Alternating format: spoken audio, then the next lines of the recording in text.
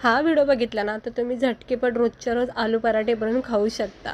तर आज मी तुम्हाला मस्त छान अशी आलू पराठे बनायची ट्रिक दाखवणार आहे। तर बघू शकता इतके छान नरम सॉफ्ट आलू पराठे बनतात।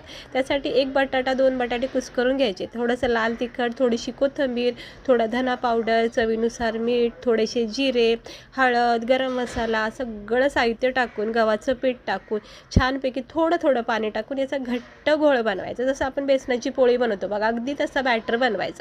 पॅनवर किंवा तव्यावर तेल तूप लावून ठेवायचं आणि असं पातळ घट्ट चांगला नरम सॉफ्ट हा गोळ तयार झाला की मग पॅनवर आपण याचे लहान मोठे छोटे अशा पोळ्या बनवायच्या। म्हणजे जसं बेसनाच्या पोळी बनवतो बघा तसेच हे आलू पराठे बनवायचे।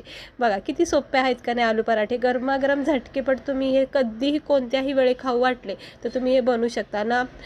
पीठ लाटायचं टेन्शन, पीठ मळायचं टेन्शन, सारण निसटायचं टेन्शन। झटकेपट हे आलू पराठे कोणीही पाहुणे रावळे घरी आले तर तुम्ही झटकेपट हे बनवू शकता। लहान मुलासाठी सुद्धा खूप बेस्ट आहे, टिफिनसाठी हे असे पराठे बनवू शकता। नाश्त्यासाठी केचपसोबत चहासोबत नक्की करून बघा। आता आलू पराठे बनवायचं टेन्शन तर दूरच ठेवा आणि झटकेपट कधीही आलू पराठे बनवून खा। चॅनलवर असेच व्हिडिओ रेसिपी बघण्यासाठी सबस्क्राईबर करा। ह्या व्हिडिओची लिंक मी तुम्हाला डिस्क्रिप्शनमध्ये देते आहे, तुम्ही व्हिडिओ पूर्ण बघा आणि आवडलं तर लाईक करा, चॅनलला सबस्क्राईबर करा।